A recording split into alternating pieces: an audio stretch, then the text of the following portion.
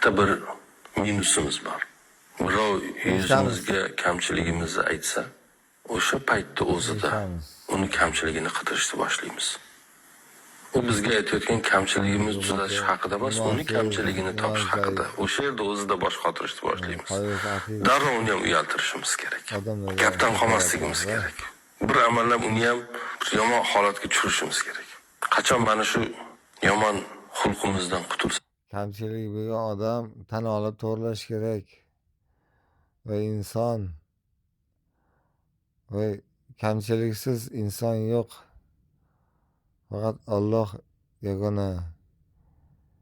Bekamchilik, hisob beruvchi Alloh. Hammasi but bo'lgan yagona Alloh yana faqat. Payg'ambarimiz bo'lmish Muhammad Mustafa sallallohu alayhi vasallam ham xavotirlantirganlar. Noto'g'ri ish qilmadimmikin, kamchilik bo'lmadimikin deb. Biza ularni oldida kimmiz ha? Hech kim emasmiz. Shuning uchun biza haq biza kamchiligim yo'q deyish bu kibr darajasiga boradi. Bu kibr bu shirk. Shirk esa kechirilmas gunoh. O'zbek aholisi shuninglar. Hukumatchilar Shavkat Miromonovich sizga ham tegishlik. Men haqman, salinoqsan deb tuhmat qilib qamab o'ldirishni to'xtatinglar Shavkat Miromonovich.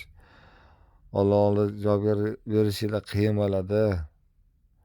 Sizlarga achinaman Shavkat Miromonovich. Aybini tan olmaydiganlar xalqimiz. Aybinglar tan olinglar kamchiliklarni. Hech qachon to'liq to'kis biz butun inson bo'lmaydi ham. Bitta payg'ambar sallallohu alayhi vasallam tashqari.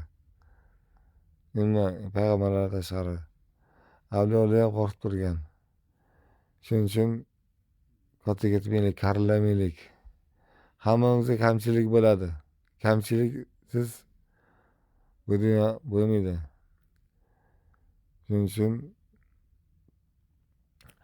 eshitib kamchilik to'g'rilashga harakat qiling. Aybimiz to'g'rilashga harakat qiling. O'sha insonni gapiga xursand bo'lib, rahmat. Yana ayb nuqsonim bo'lsa, aytgan to'g'rilab oling.